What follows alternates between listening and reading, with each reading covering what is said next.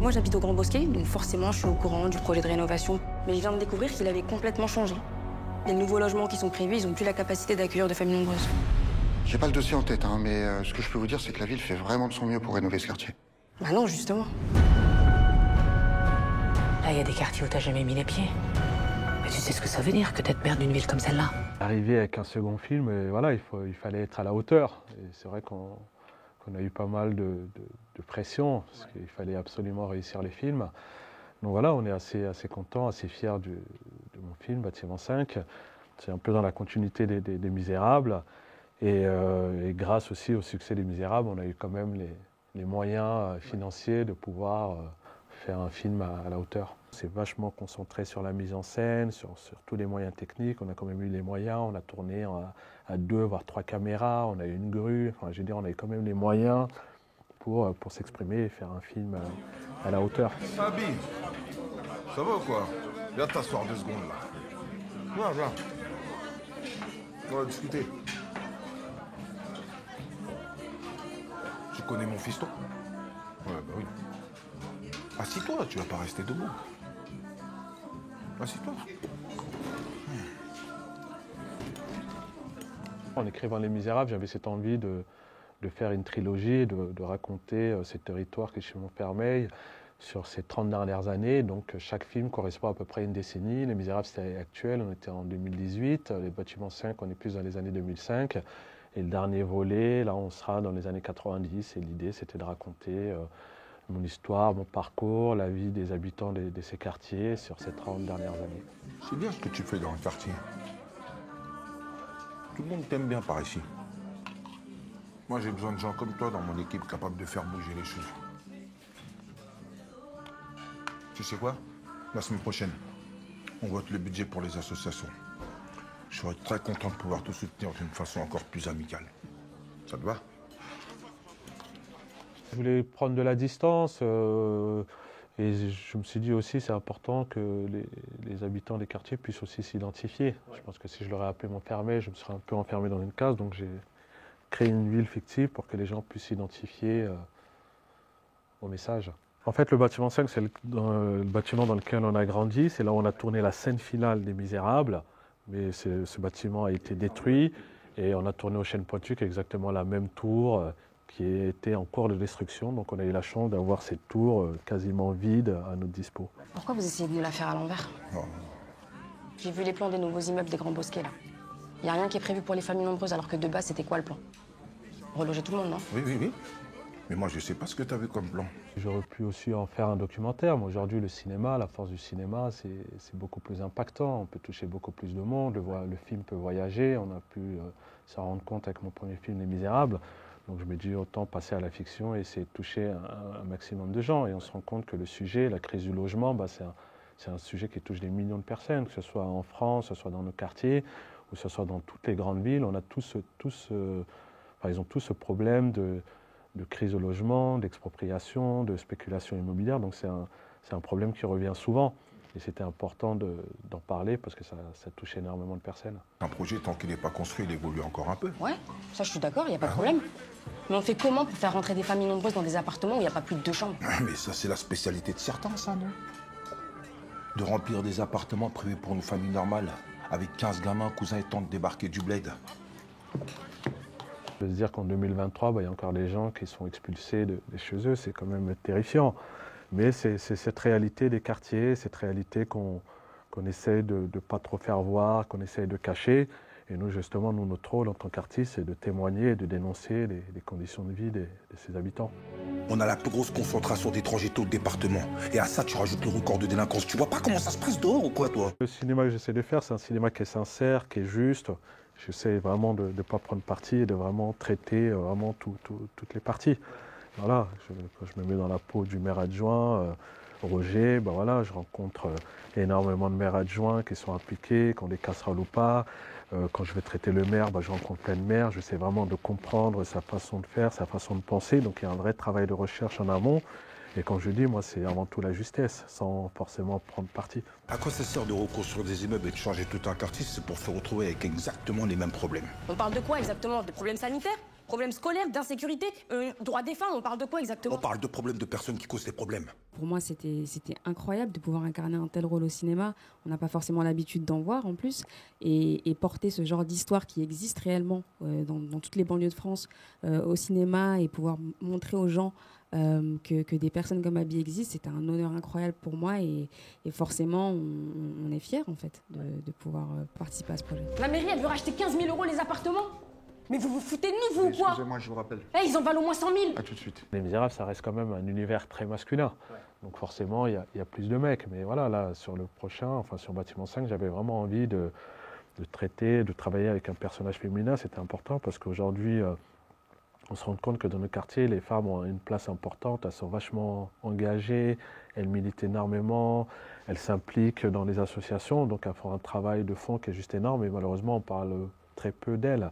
Ou sinon on parle à leur place. Donc là, c'était important de mettre un personnage féminin, noir, voilé, musulmane, qui a du charisme et qui va finir par prendre le pouvoir pour essayer de changer les choses.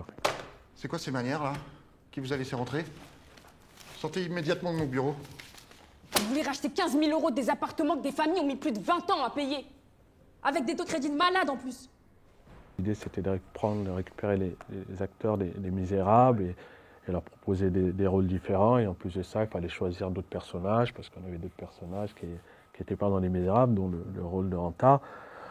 Donc ça se fait comme ça, c'est vraiment au feeling. Moi, je sais que j'ai besoin d'un personnage féminin, donc voilà, on lance le casting, fait en sorte que le feeling se passe bien, et ça se fait presque naturellement. C'est vrai qu'avec l'expérience du jeune imam, où Anta a eu un second rôle, on a tous été bluffés par sa prestation. On s'est dit qu'il fallait absolument continuer, lui proposer un rôle plus conséquent. Et voilà, quand on a lancé le casting du Bâtiment 5, elle a postulé, elle a fait les essais, et voilà, ça a été une évidence. Ces appartements, ils valent plus rien, et vous le savez très bien. Hein? En réalité, c'est la commune qui les rachète pour pouvoir les rénover. Encore une fois, c'est aux contribuables de payer pour vous. Putain, mais arrêtez un peu. Arrêtez, vous avez laissé le quartier se dégrader comme ça, année après année, exprès. Toutes vos conneries de rénovation ou je sais pas quoi, c'est à ça que ça sert. Dites-le, c'est pour vous débarrasser de nous. Je suis passée par plusieurs phases. Forcément, au stade du casting, un peu d'excitation. On se dit que c'est une opportunité en or qu'on peut absolument pas rater. Et vient la bonne nouvelle. Donc, pareil, une espèce de phase d'euphorie où on réalise qu'on a obtenu le rôle principal du prochain long métrage de l'AJ après Les Misérables. Et là, on tombe dans une espèce d'angoisse, une espèce d'anxiété. Mais honnêtement, avec le travail, avec les différentes répétitions, après avoir discuté avec toute l'équipe, avec l'AJ, etc., on se rend compte que la pression, on se la met tout seul et que c'est contre-productif. Donc, au bout du premier jour de tournage, honnêtement, tout s'est envolé et ça a été un pur plaisir. Vous avez terminé? Bon, allez, fichez le camp ou j'appelle la police. Parce que c'est à ça qu'elle vous sert, vous, la police? Hein?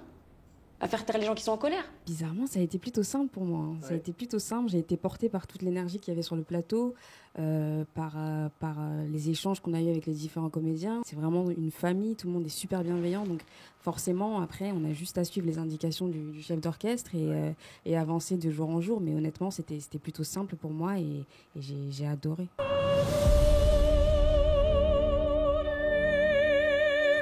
On est face à une occasion en or. Ça fait des années que la mairie va expulser ces gens. On va pas virer des gens le jour de Noël. Ce bâtiment, donc le Bâtiment 5, on y a grandi ensemble. Donc déjà, le sujet en lui-même me parle à moi aussi. Et quand on est sur le tournage, que ce soit avec l'AJ ou avec l'équipe de Courtrajmé, donc avec Kim Chapiron sur le jeune imam, on se sent même... En fait, je suis en famille. Je sais pas si vous voyez ce que je veux dire, mais en gros... on est tellement en mode détente, on est tellement en mode... En fait, on nous met tellement à l'aise que c'est tout naturellement qu'on fait les choses et on a envie de les faire. Toute cette énergie, toute cette force qui est partagée par tout le monde, en fait, sur le tournage. Et ouais, en fait, ça donne juste envie d'être là et de rester. Même les jours où on ne tourne pas, mais on est là quand même. Ouais, c'est ça. Donc, non, franchement, c'est vraiment un kiff de pouvoir travailler avec eux. Il y a beaucoup de préparation, il y a beaucoup de réflexion, on se parle beaucoup avec nos équipes, donc on prépare bien le terrain. Par du principe, du moment où on a tourné, c'est qu'on a tout préparé en amont et normalement le tournage est censé être fluide, quoi. Et moi je pars dans cette optique, on le prépare avant, mais quand on arrive sur le tournage, il faut que ça soit détente et bonne ambiance. Il faut rentrer les scènes.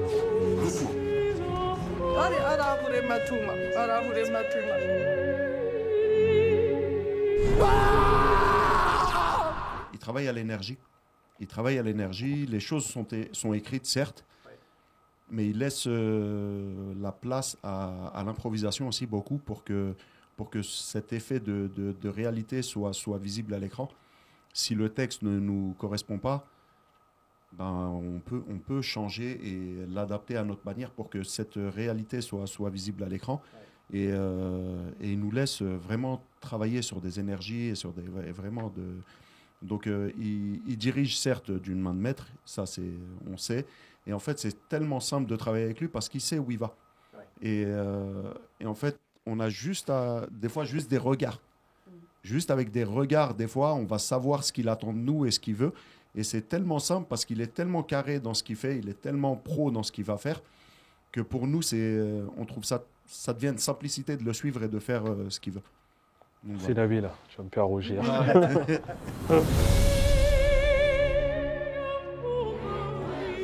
C'est mignon, mais ça sert à rien. C'est très bien, quoi qu'on fasse, on passera toujours pour la racaille qui vandalise. C'est vrai qu'à la base, quand j'ai commencé à écrire Bâtiment 5, j'avais envie de parler de Claude Dillin, qui était l'ancien maire de Clichy-sous-Bois, qui était un maire socialiste, qui était vachement engagé, qui s'est beaucoup impliqué dans les problèmes du logement, qui est aujourd'hui décédé, donc c'était quelque part pour lui rendre hommage, mais avec l'écriture, forcément ça évolue, d'un maire de gauche, je suis passé à un maire de droite, et je trouvais ça intéressant de me dire que j'allais traiter un maire de droite. J'aurais jamais imaginé qu'on me propose un jour de devenir maire. Mais j'ai senti que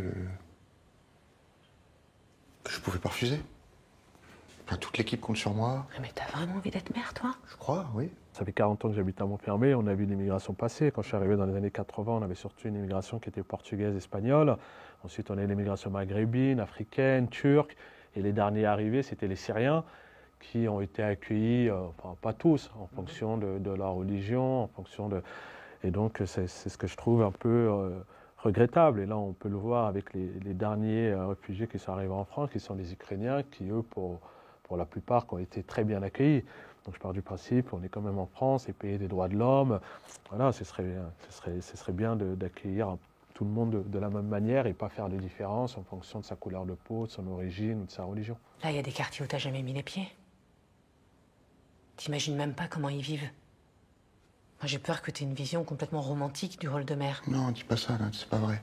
C'était important de situer le quartier géographiquement, et que ce plan de drone, ça permet d'avoir une cartographie de la ville et comprendre où se situe ce quartier, en plein milieu du centre, et en même temps il y a tout un bois autour. Donc la première image c'était ça, c'est on va vous présenter notre décor, qui est ce fameux bâtiment 5, qui est aussi un personnage du film, et on finit justement avec ce même plan de drone en sens inverse, où il quitte cette tour, et on imagine que la tour va finir par s'effondrer.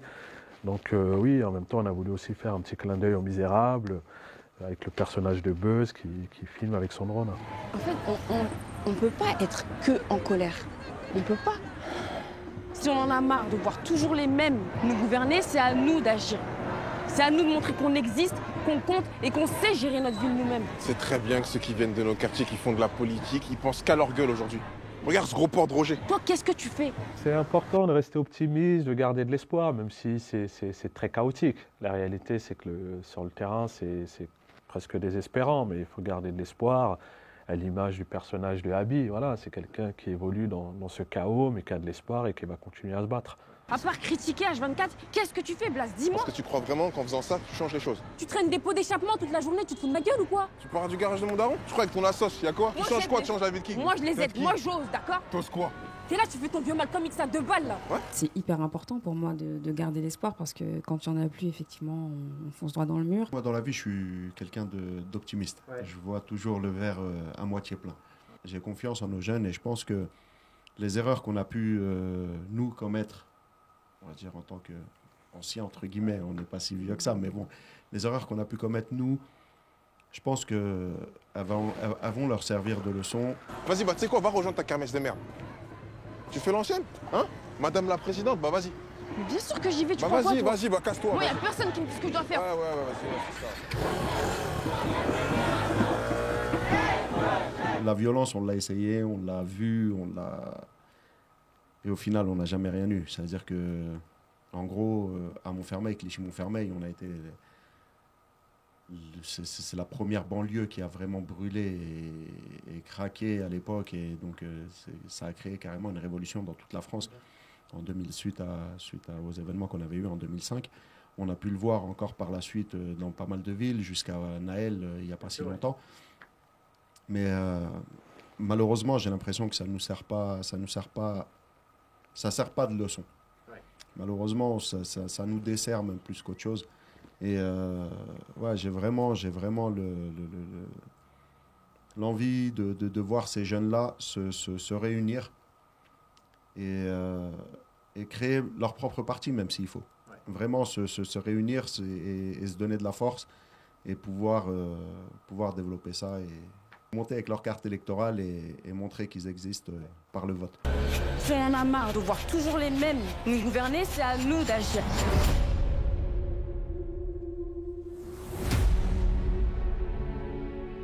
Et toi, comment tu te définirais? Moi, je suis une Française d'aujourd'hui. Il y a une fin ouverte, mais en même temps, on comprend qu'elle y va, quoi. Elle y va, elle se présente et elle va finir par prendre le pouvoir. Donc à la fin du film, on peut imaginer que oui, elle va devenir mère. C'est l'objectif. Pour moi, Abby, elle fait preuve d'un tel déterminisme, d'une telle motivation qu'elle ne peut que finir par devenir mère. On le voit bien à la fin, elle décide de ne pas monter sur la moto, elle n'est pas en accord avec le choix et la trajectoire qu'a pris Blaze. Donc c'est forcément que derrière, elle va tout mettre en œuvre pour parvenir à ses fins.